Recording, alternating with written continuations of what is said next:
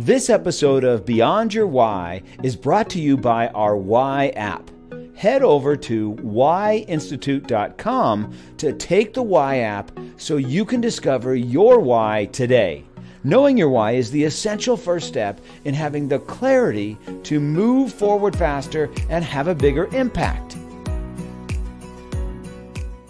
Welcome to Beyond Your Why podcast, where we go beyond just talking about your why and actually helping you discover and then live your why. So if you've not yet discovered your why, go to whyinstitute.com, take the why discovery, and then come back and listen to the podcast because it'll have much more meaning for you when you know your why. So if you're a regular listener, you know that every week we talk about one of the 9 whys, and then we bring on somebody with that why so we can see how their why has played out in their life. And so this week, we are going to be talking about the why of mastery. It is the most rare why. Less than 5% of the population has it. Now, people with this why seek deep amounts of information over a broad variety of topics. They will pick a specific subject and begin to learn about it, often for the sheer joy of curiosity and learning something new. They gather and retain substantial knowledge in different areas. Typically viewed as experts in numerous disciplines by many, they will insist that they have yet to truly master them. They are fearless about new subjects or ideas in discussions with a person with this why. You might hear them say, wait, we need to think about this first. Now, my guest today is Michele Wucker. She's the founder of Gray Rhino and Company. They help leaders, organizations, and communities to identify and strategize responses to Gray Rhino risks, those that are obvious yet neglected despite and all too often because of their size. She has 3 decades of experience in strategy, economics, finance, public policy, turnarounds, and crisis management, as well as media and think tank management and content creation. She also has a broad background in behavioral economics, organizational dynamics, risk, geopolitics, and economic analysis. Michele has delivered keynote speeches, presentations, and workshops around the globe. Her work has earned her recognition as a 2009 Young Global Leader of the World Economic Forum, a 2007 Guggenheim Fellow, a 2008 American Council on Germany Young Leaders, and a 2010 Women's Media Center Women Making History, among other honors. Michele, welcome to the podcast. Thanks so much. I'm happy to be here. So let's start with, what is a Gray Rhino? I see it on the board right behind you too. Yes, I have a friend who's got a communications background, and she wouldn't stop yelling at me until I stuck that up on the wall. So, but I was actually very lucky. The wall was already painted red, so it matched. So the Gray Rhino is a metaphor for the big thing that's coming at you. It's pointing its horn right at your way. It's snorting. It's pawing the ground. It's getting ready to charge. It might have started charging already. And it's a way to remind us how likely we are to get trampled by the big obvious things that we sort of assume we've got a handle on, but we don't. It's related to the elephant in the room, which by definition nobody does or says anything about, which I don't think is okay.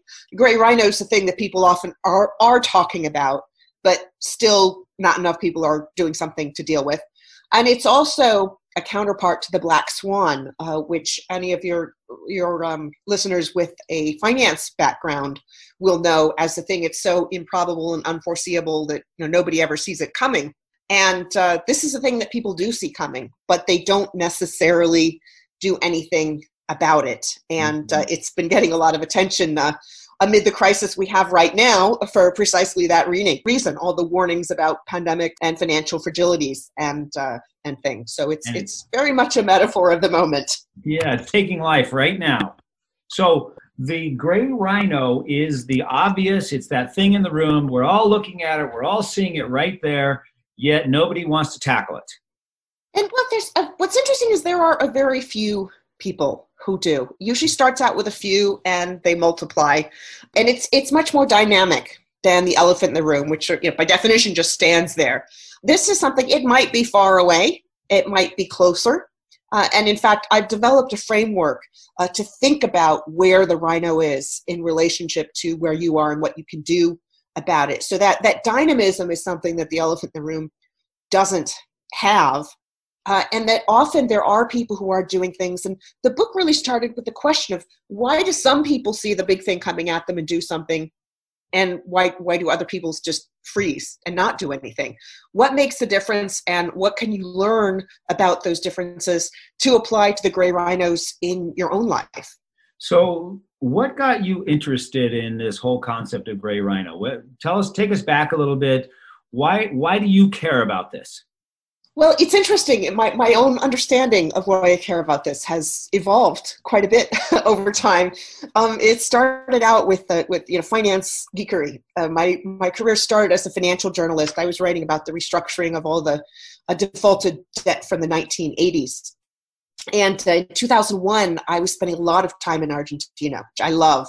I actually used to dance the tango quite seriously. But about 9 months before Argentina's default in 2001, everybody looked at the numbers. They were like, debt's going up, economy's going down, reserves are going down. The math was pretty simple. And about 9 months before the collapse, some of the smartest people on Wall Street came up with a proposal to reduce the debt by 30%. The banks would take what they call, a haircut or write down. And that they thought would get it back on track. But of course, Argentina didn't want to lose face, and the bankers said, look, why don't we just restructure it and get a lot of underwriting fees and push the problem towards the future? And so it didn't happen. Long story short, Argentina collapses. Most investors lost 70% of their money instead of 30%, which was not great math.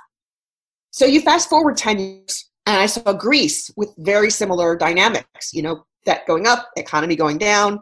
And at that point, the euro was at stake. So a lot of people said if Greece goes under, the euro is going to collapse. So I wrote a paper. At the time, I was running the World Policy Institute, a think tank in New York, and in partnership with New America, we had a World Economic Roundtable.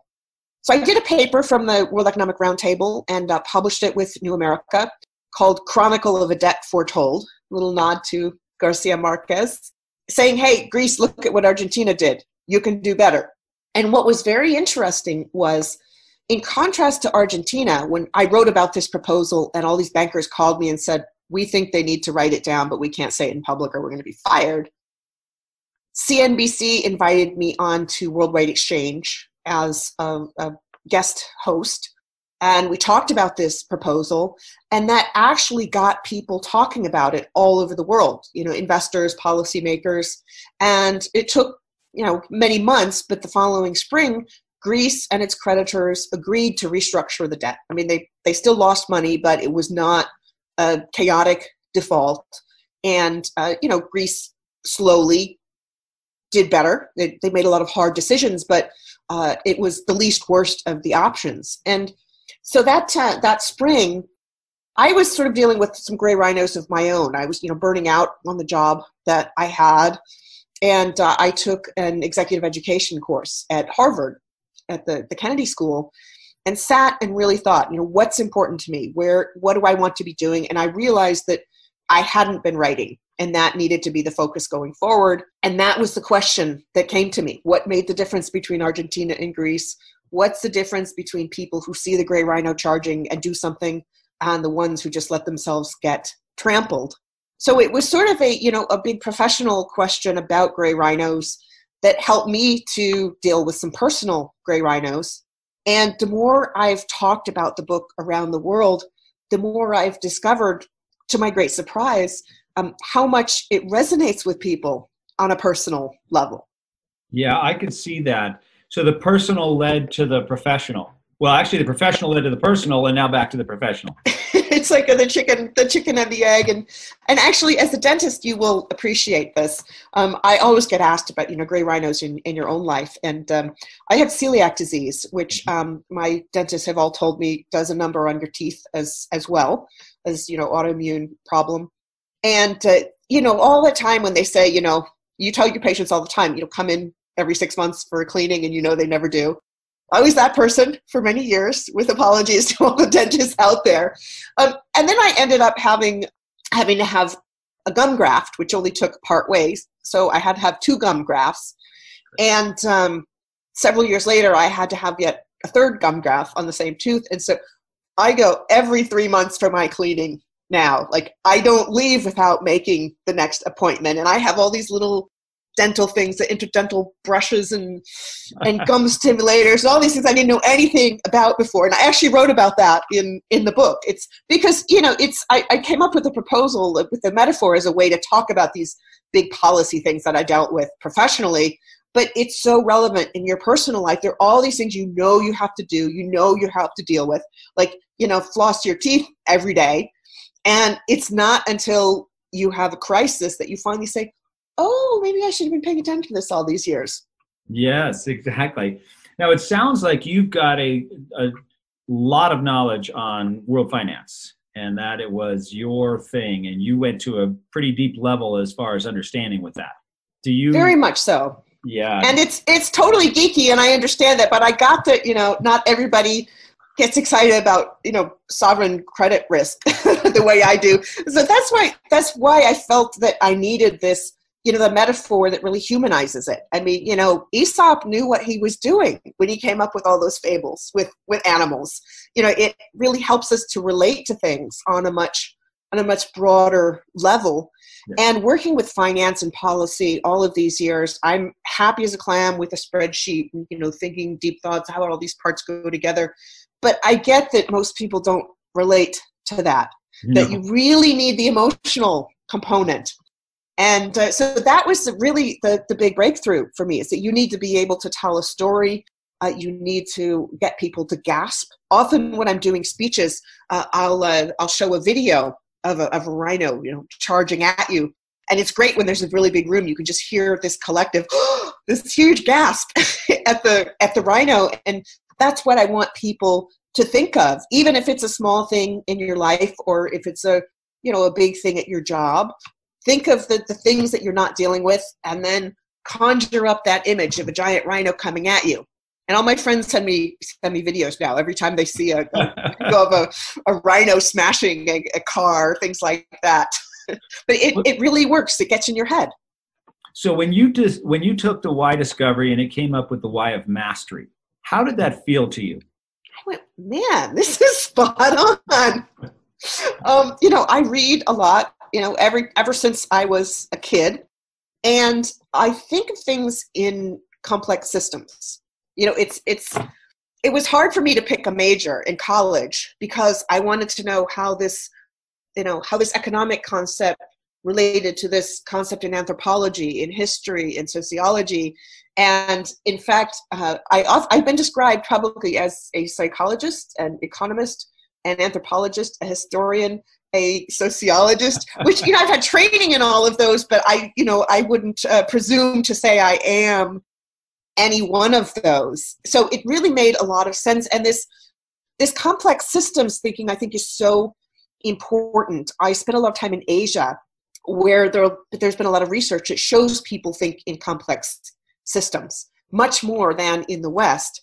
And the gray rhino caught on in a very big way in China, much before it's caught on in the States. I mean, right now it's getting a lot of attention because of the crisis. UK publication just called it a metaphor for our times. It really is this complex systems thinking, the mastery of not just one topic, but others, and relating them to each other. It's hard, and you have to do it in such a way that people can relate to it, which is not easy. And some people have said, there's just so much going on. And I like to think of my superpower as pulling together a lot of different threads and making a tapestry, because for me, you can't solve an economic problem without also thinking about the emotional and the psychological components of it, or how it works in society, what people believe. So everything really is a very intricate mesh of different issues. And there are some gray rhinos where you can't solve the problem unless you deal with the gray rhinos around it. And if people want to call me a linguist, actually, which someone did recently on Fast Company magazine, the zoologically correct word for a group of gray rhinos is a crash. Interesting. You can't make that up, Yeah. What's interesting to me is that you have spent so much time gathering so much information on so many different areas. that your friends call you experts in those areas. I know you don't feel that way. But before you had the metaphor of the gray rhino, how effective were you at communicating what you know and what you see versus after having the gray rhino? It's definitely helped me to reach a broader audience. I mean, within finance or policy communities, people who spoke the same language, I had a very easy time doing that. But it was a conscious decision when I was writing the book. How do I take these complex high finance topics and make it relevant in such a way that other policy issues can use it, or that companies can use it for their strategy. And the biggest surprise to me was in summer of 2017, right after the book came out in China.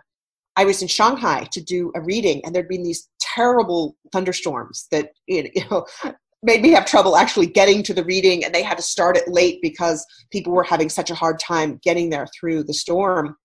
And this young guy comes up to me, 20-something with a black t-shirt, super hip. And he gives me the book and asks for an autograph. And he says, "You helped me so much with my life and the decisions I needed to make." And that is still the happiest moment of the entire book launch. And there have been some really happy moments. And it's actually led me to the work that I'm doing now, which goes much deeper into some of the psychological and cultural reasons why we deal with gray rhinos or not. But that was really the moment that told me this metaphor is working. Aesop would be proud. What did that mean to you? What did that moment mean to you personally? That someone is taking these ideas and it's helped them, made their life better. When I started out, my early training was as a journalist, and they all teach you, you're just there to tell a story and, get both sides. And it was well into my career where I started realizing that what I was writing was having real world effects. I wrote an op-ed about the Dominican Republic elections in 2004 that led the United States government to change its mind about whether it was going to send election observers. And it wasn't going to, and it decided to send them after all because I said, hey, there's going to be some really bad stuff going on if you don't. And it literally changed the course of a presidential election. And that blew my mind. And I started to think a lot more about impact. Are people going to do differently because of what you write? And I've been including a lot more analysis in my writing than, as a young journalist. In fact, I don't think of myself primarily as a journalist anymore because it's so much broader. And I taught writing for a while at Columbia University to master's students. And it was all about this whole impact question. What do you want people to do differently as a result of what you're writing? And I got my students to think about storytelling, that, here's a policy you want people to have, because these are all very intense policy students. They were very, very serious. I said, okay, if the government does what you want, how is that going to change people's lives? And then what's that going to lead to? Think of this sort of causal chain of, because one person does this, somebody else does that, and somebody else does the other. It's like a big, Rube Goldberg machine. So this question of impact is so important, but I'd always really thought about it in terms of policy decisions or investment decisions or corporate strategy. And the fact that a person was using it in this, very personal way to them, it made me think of the impact that I was having in a completely different way. And I felt really good about it. Why do you think what you're doing is having the effect that it's having? Why do you think that people connect so well to the gray rhino? It's interesting because different people connect to it in a different way. Mm-hmm. There's some people, and this particularly in Asia when it came out, they're like, this is something we've been thinking about. We just didn't have an easy way to talk about it. And then there are other people, and particularly in the West, who've resisted it a lot because they don't want to look at these things and they get very defensive. They say, well, if it's obvious, we're dealing with it. And they don't want to accept that they're not dealing with it. And I've changed my messaging because of this, because I want people to realize that it's not necessarily a criticism that people don't recognize the obvious thing. It's a very human trait that we all share, that we're vulnerable. We're humans. Here are these things, little cognitive bias gremlins, they're running around in all of our brains. But that once you recognize that vulnerability, a tremendous strength comes out of that. And when you're able to look at that, you can ask yourself what you can do differently, how you can change things, and it opens your eyes. You're able to see things in a way that you couldn't before. And because you realize that if you want different results, you've got to act differently, it gives you a path forward. This willingness to open your eyes and to realize you can't see. But that's okay. It's like, I've got glasses. I've got really bad eyes. And it's, when I have friends who are not wanting to do something to fix a problem, I quote something my best friend said to me once. She's like, do you feel bad that you have to wear glasses? I'm like, well, I wish I didn't, because, I don't like bumping into things if I'm not wearing them. But she said, do you feel like you're a lesser person because you have to wear glasses to be able to see? And this is very much like that. Once you recognize that these little gremlins in your brain make it harder for you to see things that you should, you can come up with your, figurative glasses. And once you do that, you can see better than everybody else around you. So let's go with an example. So if so I've got a Gray Rhino. Is that how you talk about it? I've got a Gray Rhino sitting right here in the room with me, and what's your Gray Rhino? What's your Gray Rhino? What's the big thing coming at you? And then once you realize what that is, so you verbalize it. What are the steps that we go through? Take me step by step through what I'm supposed to do about my Gray Rhino, because we all have one, right? And there's nobody immune. And we've often got a whole bunch of them. Yeah. So the first step is really, write down your Gray Rhinos. Okay. Just write them down, recognize them.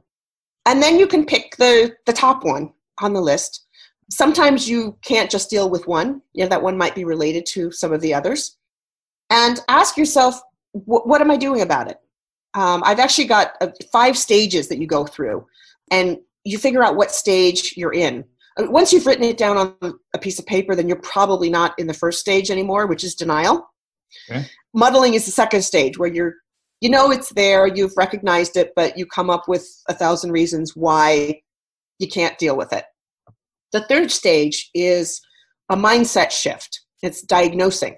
It's when, instead of coming up with reasons why you can't fix it, you ask yourself, what do I need to do to fix this? Who do I need to help me? Whose buy-in do I need? What kind of resources do I have? And if I don't have them, what do I need to do to get those resources? What does this Gray Rhino look like? Does it have cousins all around it? Can I solve this one by itself, or do I need to solve something else as well? Is it running around in a group? How fast is it coming? How big is it? How do I prioritize it against the other Gray Rhinos? The fourth stage is panic. And I encourage people to think about it as urgency. Panic is the stage where, that great Edvard Munch painting, the scream, like, ah! And people are running around saying, do something, anything, just do something. And that's the time when people are going to act, but they're also much more likely to do the wrong thing if they haven't thought about it ahead of time. I was doing a workshop with a trade group not long after the book came out, and we had breakout sessions around the tables. And this one guy raises his hand, and he says, what if panic is the first stage? He says, what if you really haven't been looking at all, and that's the first stage? And unfortunately, that's true for a lot of people. That's why you want to ask what your Gray Rhinos are much earlier on. But, you want to create a sense of urgency. And hopefully by that point, you've gone through diagnosing, so you can shove a plan in their face and they can make the right decisions. The final stage is action, which usually starts with a few people who get it and are doing what they can. And what you want to see is, who's already doing something? How can I join my efforts with theirs? How can we get more people to come along with us? And the other part is tracking your progress. Are your effort, what are you doing, first of all? it's like if you're trying to lose weight, I have a Fitbit, count your steps, look at your diet, look at all the things you have to do. Are you making the changes you need? And then how are they working? Evaluate yourself every so often as you're moving forward to see if you need to switch the steps along the way. Yeah. So it's really a question, what's my gray rhino? What am I doing about it? What stage am I in? How do I get the resources and the allies that I need? And then how do I track myself and make sure I'm getting results that I want? And then there's a stage that's important, is that once you think you've got it pretty much under control, circle back every so often with yourself. I have this problem with health issues. My gray rhino is that I tend to overwork to the point where I'll exhaust myself. That's why I have a dog. She controls my schedule, makes sure I take a walk. But earlier on, there were times when I would forget to do that little check-in with myself and then would start getting exhausted again. And so you want to set up sort of a regular check-in with yourself on that particular gray rhino that you think you've solved. And then when you've got that one, move on to the next one. Just go down your list and solve them, but circle back with yourself from time to time to be sure that you're still on it.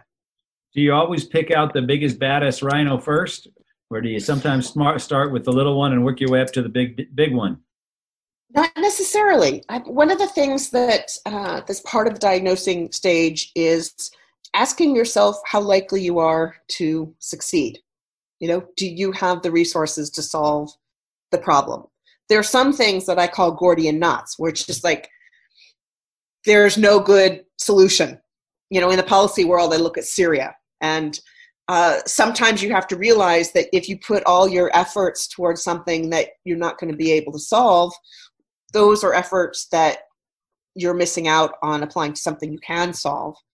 The other thing is to look at how an issue is related to other things, or job is a big part of this. People, there's this one young man who was doing a workshop of mine, who was talking about how he had time management problems at work. He would procrastinate, and he really thought that this was his problem. It was time management. And so I asked him, what do you do about it? And so he talked about creating an app, because he didn't like any of the time management apps that were out there. And he talked about when he was working on this app, he got lost in time, and he was just really into it and going forward. And it occurred to me that his gray rhino was not time management at the job he was in, which was so boring, I don't even remember what it was. And his gray rhino was that he was not doing something that he cared about and was making an important contribution to. So that's important. And it's also important when you're figuring out which ones to deal with, or even which ones your gray rhinos are, is to have a good group of people around you. The chatty best friend, the Joan Cusack character in all those rom-coms, which I realize is maybe dating me. So, the Awkwafina character in Crazy Rich Asians is probably a little more contemporary. Do you have a chatty best friend who's going to say, don't you wear that dress to go meet your boyfriend's fan? Who do you have to tell you that the things that you don't want to hear? Who are the people you bounce things off of? Mm-hmm. And if all your friends are saying, dump that guy, maybe you should listen to them. So it's who's around you, who can help you to make sure that you're dealing with the right one. So if you were to take the concept of gray rhino and put it under one category, would the category be problem solving? Would it be decision making? What is it that it's best used for? Well, that's a tough one, because I see decision making and problem solving as so closely related. It's hard to pull them apart. But, I do get a lot of questions about decision making. Mm-hmm. And I think that's part of it. But, it's also a matter of executing. Once you've made the decision, how do you carry it through? It's certainly a sort of, risk management tool. It can be a personal growth tool. It kind of depends on what angle you're looking at it from. And that's maybe appropriate, because when people talk about gray rhinos, it's so important for everybody to identify it themselves, because a gray rhino looks very different depending on your perspective. I talk to a lot of family companies where the younger generations are worried about the company being obsolete and not being able to grow into the future. And the older generations are worried about preservation of capital and, family harmony and things like that. And what helps sometimes is if you can get the older generation to think about why those things are important to them. Like, why do you want to preserve the capital? Well, it's for the future generation. So there's definitely an intersection between those different sets of worries. Mm-hmm. And people sometimes will come to me, they're like, is this a gray rhino? Is this a gray rhino? And there's certainly things that people talk to me about as gray rhinos. And once a year, I do a big roundup of all the top risks and predictions and forecast lists and do sort of a meta-analysis of that. What are the things that keep people up at night? But other times people will say, you didn't say this was a gray rhino. You didn't say this is. And I'm like, well, yeah, that's because it's most useful if you pick that out yourself. In fact, there's this one guy on Twitter who was like, if you don't start talking about this as a gray rhino, there are going to be consequences. You kind of miss the point. I'm not like the big, gray rhino spotter in the sky. I'm the person who helps people to ask the right questions, to open up their eyes, to see them so that they can do something about them. Because, I'm one person. I don't have the power to fix all the gray rhinos in the world.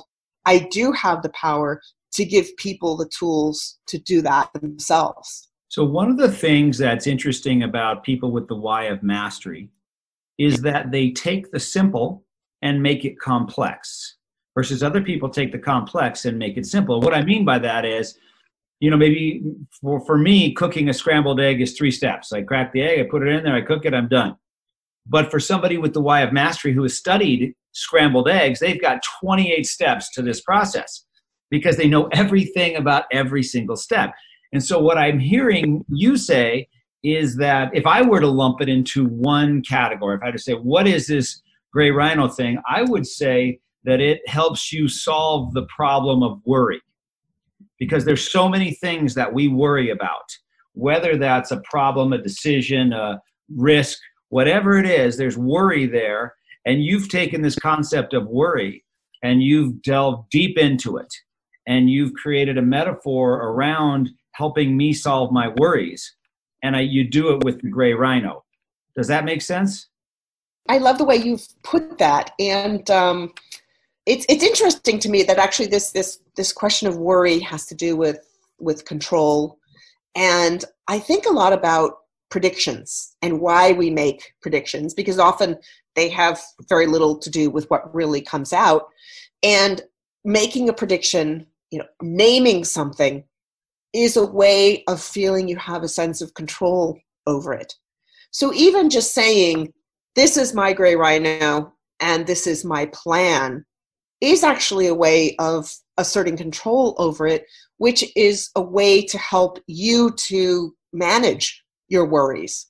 So I love that you've described it that way, because it's given me a whole other insight into my work that I didn't even realize in the first place. Well, that's typically what happens with somebody with your why, is they take whatever that thing is that they know so much about, and they have so much depth into it. They know all the steps for going through it, because you've probably gone through it yourself in your own life with your own worries. And you're like, how am I going to solve this? I've got these concerns about whatever it is, your health, the world, finance, whatever subject or topic you're currently or involved with. It creates angst and worry. And then you're like, okay, this isn't good. I can't make a decision. I can't figure out what to do when I'm so worried I can't even function.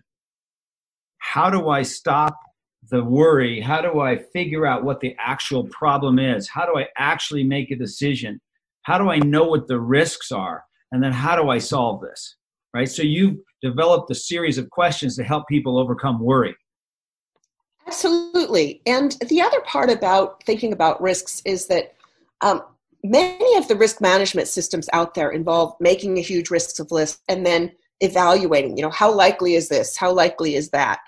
a very good friend of mine, very smart policy person, said to me over lunch recently, he's like, I don't understand this like probabilities thing. He's like, either something happens or it doesn't. So you can do all this analysis of this is X% likely to happen. But, like rain forecasts, people look at it, at the weather, and either it happens or it doesn't. And they get mad at the weatherman if they said 10% chance of rain and it actually does rain, or if it says 90% chance of rain and it doesn't. So humans have a tough time with probabilities and figuring out what these things are. And I've been looking a lot at risk management, and there's going to be a huge rethinking of it after this crisis, as we get out of this crisis.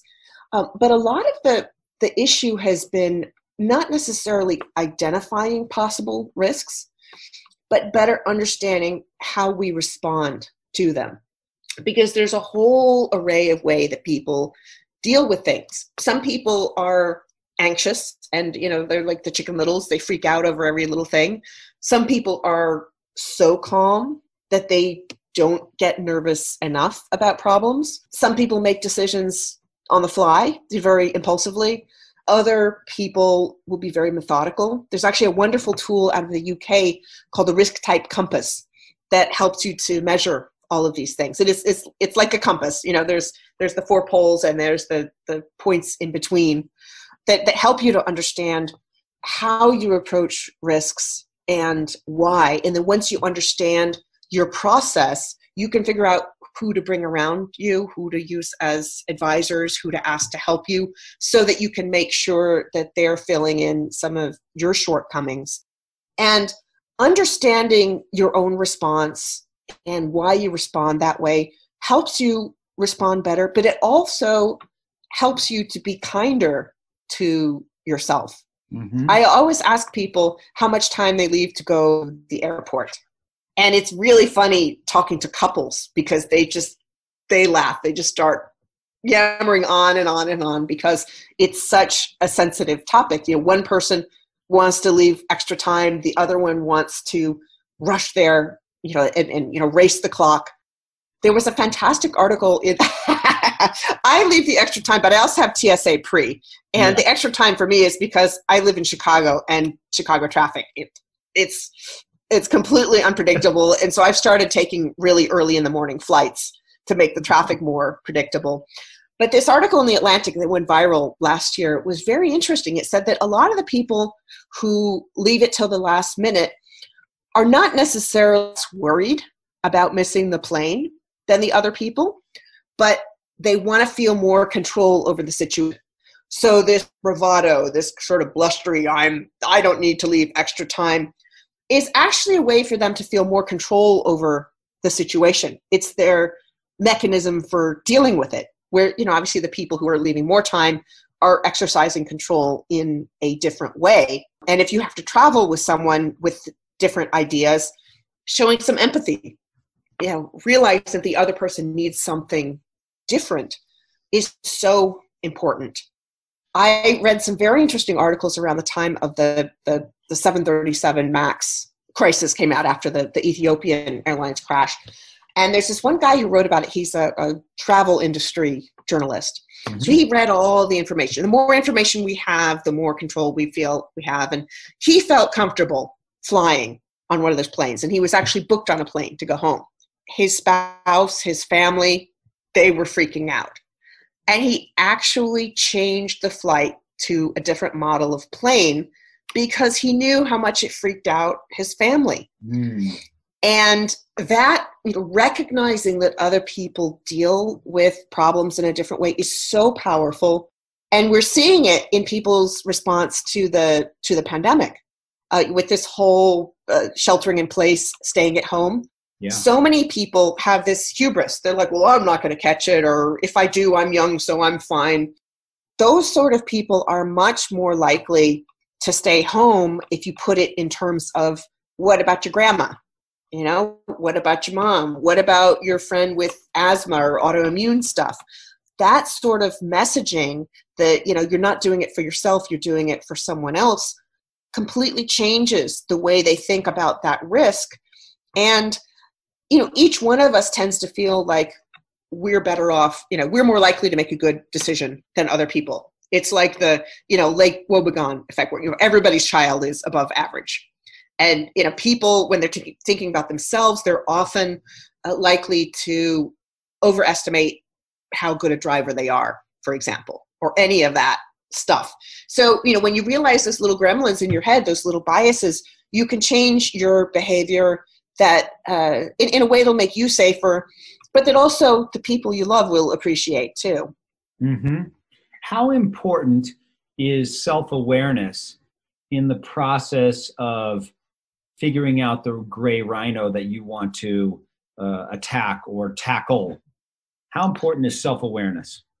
Very, very aware. And I stay away from attack. One of the things I've worried about with writing about rhinos is like they're so endangered. Actually, there's a whole chapter about the rhino poaching and the rhino endangered. So every time I see a headline, there was one that came out in Uganda a week or two ago saying, "Get out the spears." No!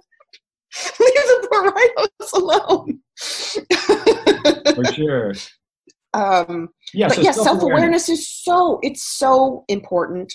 And some of it goes to this awareness of vulnerability and acceptance of it, as I was saying before. And I think it's helpful if you can be self-aware, not just for yourself, but the people around you.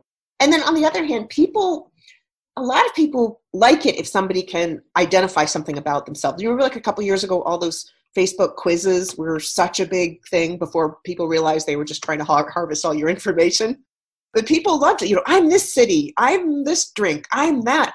People love that kind of stuff. So if you can talk about the kind of awareness in that way, it helps. I actually developed 5 Gray Rhino personalities. After this guy in Shanghai talked about his personal life, because I was struggling with how do I relate this to a personal level? Mm-hmm. So I came up with a dozen really simple questions. What do you have for lunch? And, how often do you change the oil in your car? And things like that. If someone tells you your boyfriend's cheating, what do you do? And they very roughly correspond to these stages that I mentioned before. And I found this wonderful cartoonist to represent these personalities. The pancake, mm-hmm. You've been completely flattened. And he made this adorable little face on the rhino going, "Oops, I feel guilty. I didn't mean to squash you." So you have the pancake. You have the ostrich, with the head in the sand. That's the person who just ignores it.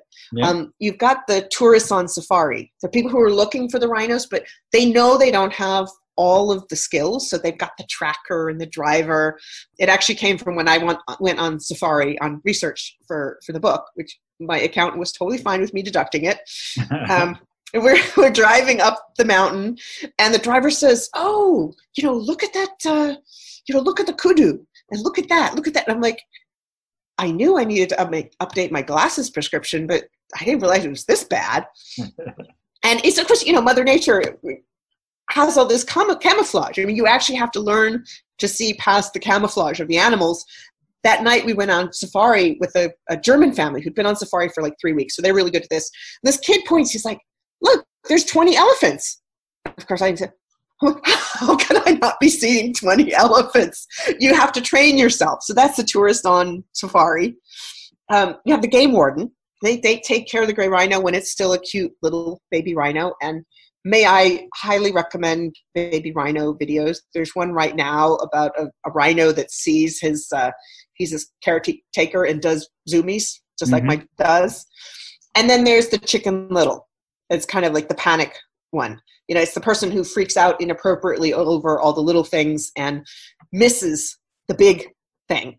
Mm-hmm. And people love these personalities. And, when they can relate to that, once they realize, okay, this is how I deal with things, it helps them to understand better how to relate to people who deal with things differently. So that self-awareness is something that I think is very meta. When you're aware of how aware you are, it makes you better at dealing with things. So one of the things that we often talk about is, in terms of self-awareness, is when you know your why, what you do has more impact and it has more meaning, it has more focus. And so from that perspective, the book and the information that you have comes from your ability to have, when you seek mastery your entire life like you have, you've now been able to assimilate it into a form that's simple and easy for the rest of us to use. So you're bringing your experience, your knowledge, your depth, your writing, all these things that you've done your whole life together in the form of the Gray Rhino, so that we can actually do something with it, right? So that we can use it for something of value versus just being in your head and, hey, she's really smart. Well, that doesn't do the rest of us much good, that she's got all this knowledge, or people think of you as an expert, but if you can't do anything with that, right, what use is it for the rest of us? Yeah, it's true. And I get really self-conscious whenever my friends say, oh, you're really smart. You know, I get very self-conscious about it. I was always the super nerd. All through school? But, terrible. Super shy, super nerd. It's so important. And, you know, your why concept reminds me of a huge trend going on in business right now, which is people talking about purpose. Yep. Why are we doing what we're doing? And there's research showing that millennials and Gen Z want more purpose in their company. And, you know, not just what problem is the company trying to solve, which is, of course, what, you know, every entrepreneur and design thinking person in the world wants you to deal with, but also, you know, what's it their purpose not to do? You know, they want to make sure that the company's also, you know, along with the good things that they're doing, is not necessarily doing dastardly things. And that, you know, why are you doing what you are? And I'm also reading a lot during this crisis. I don't know, if you're like me, you've probably seen a gazillion emails come into your email box with the word uncertainty in them all over the place. You know, how do you manage through uncertainty? Well, purpose, you know, why am I doing what I'm doing? Where am I going? I have a couple of friends who have a company that has a waffle truck, Waffles and Dingus, which is waffles and stuff. And they, of course, you know, all of a sudden their whole business disappeared. You know, people can't go out to eat anymore. And they had another business, which was a Venezuelan thing, perros y vainas, with hot dogs and stuff, which had social mission of helping with hunger in Venezuela. So what they've done is they've switched a lot of their business to online, and they're also asking people to buy extra waffles that they're going and donating in New York and Denver, going and taking to all of the healthcare professionals. Love it. And it's just this wonderful combination. I mean, that helps. The hardest thing for my friend was, she was saying, all these people working for us, we don't have money to pay them, but we don't want to let them to go. What are we going to do? So this actually helps support the employees and the healthcare workers, and it helps them to feel like they're doing something useful and their purpose. And I mean, I just love that. I mean, my friends they're that kind of people, but I wish that every company was out there doing that kind of thing. Purpose is, you know, again, when you know your why, what you do has more impact, more meaning, more focus, more direction. And the other question that it helps to answer is, Michele, why should I pick you? Why should I choose you? Why should I listen to you? Yes, I get what you've done, and I see it here in this book, but again, why should I listen to you? Are you just somebody that, you know, sat home for a second and thought, hey, maybe I'll come up with this Rhino thing? No, that's not you. You've had a lifetime of being from our perspective, mastering many different things at such a deep level that what you tell us is truth, right? It has been proven over and over and over again. And you've just put it together in the form of a book called The Gray Rhino. But it's not so much what you've done, it's why should I listen to you? Once I know the why, then I'm okay with the what. Until I know the why, it's a concept. All right, whatever. Does that make sense? And if there's someone whose why is, I just, you know, want to write a book gimmick to make a bunch of money. Yes. Well, you know, they're in the wrong business if they think that a book's going to make them a ton of money. But it's important. And one of the big challenges that I found throughout my career was that if I was doing something that wasn't what I deeply cared about, I would find myself getting ill and distracted and you know, physically sick. And so for me, it's a constant process of, am I doing something that I love and that other people love? Am I doing something that makes the world a better place? In fact, during this executive education course that I told you about, we worked with Bill George's book, True North. which also had a little workbook as part of it. And so every morning we'd meet for breakfast and go through another chapter of the workbook. And a lot of that was really figuring out why we did what we did, what we really cared about. And I went back to when I was young. I was mentioning before, I was a complete nerd when I was a kid. I read books. I skipped a couple grades, so I was, younger and smaller than everyone else. And I was like the worst kid on the worst soccer team in all of Racine, Wisconsin. It was terrible. I got so much teasing. So I was this just kind of, shy little kid. And I didn't realize that I had important things to say. And there was this moment where a very close friend of my dad's, who was the only Jewish socialist philanthropist multimillionaire in Waco, Texas, who actually called me into his office one day, was when I was in high school. I'd done a letter to the editor in the local newspaper. It was about the economy at the time, about people having a hard time getting jobs. And, he said, look, you have something to say. And it was way before I knew what the term mentor was. And that, I think, was the turning point. And I didn't realize that until I did this exercise with Bill George's book, with the True North. And I realized at the time I was running a think tank that was helping people who, were journalists coming up in the world, wanting to have an impact. I was trying to help to give them a lot of the knowledge and skills that I wished I'd had at the beginning of my career. And I realized it was about helping to give other people their voice, to give them skills. And that's part of what the Gray Rhino is. It's helping people to solve a problem for themselves. And in the volunteer work I do, one of my favorite things is as a mentor editor for something called the Op-Ed Project, which helps people to find their sense of expertise, their voice, and to get out there writing for different publications. So it's, once I really connected with that sense of purpose, that's what made me realize I needed to go back to writing, and I needed to make those ideas central, because I had stopped writing for a while because I was so busy running this organization. And I thought, how can I, in good faith, be a mentor and inspire other people if I'm not making central to my life the thing that I'm teaching them to do? So that was in 2012, 8 years ago. Hard to believe. Is it more important when you're mentoring somebody to teach them what to do, or to help them figure out why they're doing it?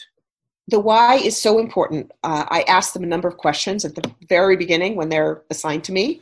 And it's, what do you want people to do differently because of what you've written? What do you want the impact in the world to be of your ideas? And then I also ask them, what about your expertise makes you the person to say this thing? And, who's your target audience? Who do you want to do what differently? And those are all really why questions. What's your why? Sort of, they are. They're more focused on what you're trying to accomplish than who you are and why you do everything you do. So it's not your why of seeking mastery has very little to do with what you're doing right now. It's been with you your whole life since you were a little kid, right? And when you were a little kid, you didn't know you wanted to be a book writer. You didn't know you wanted to be a TEDx speaker or TED speaker. You didn't know any of that stuff, right? You were just gathering information and knowledge and diving into books and reading, and you were way ahead of your time because you couldn't stop yourself. Reading a lot. Yeah. And I thought it was just because I was shy. Yeah, and so, and maybe that was part of it, but essentially you were seeking mastery and seeking knowledge and gaining information just for the pleasure of it, probably. And then now you've assimilated it into a way that you can use it. But your entire life, you've been somebody that's been soaking up so much knowledge at a level that none of us will ever do, right? There's very few people like you that will do what you've done your whole life and seek as much knowledge as you have. And so if you can help those young people discover their why, not why they're writing and what they want to accomplish with it, or why they do what they do everywhere they go, first you'll figure out, are they in the right profession? Will they be able to live their why doing what it is they think they want to do, or is this just something that somebody told them they should do? And third, why I should choose you and listen to you. right? Is that making sense? And so if you can help them, yeah. Although it is part of it, the question about the, kind of, what's drawing on your expertise. It's very much about that. Why should people listen to what they have to say? I encourage them to draw on some of their own stories and their own experiences. And it's related to one of the first assignments I used to give my students in my writing class was an about me. Not just the typical, there's where I went to school, here's what, and I'm passionate about economic development, blah, blah, blah. It really is about some of that storytelling. Why are you passionate about economic development? Tell me about the kid you met in Zimbabwe or whatever. But it's, really trying to get people to that at the beginning of their writing process. That, why do you care about this? And, what's their own personal inspiration, but then looking forward to what do they want the effect of what they're to be, and not just in a tactical way, but in what changes are important to you in the world? What do you care about? Which is very much why. Last question, because I know we're already over time. Why do you care about worry?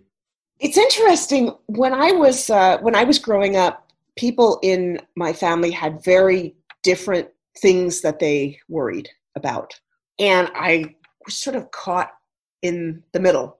And I tend to worry very much about practical things that I can change.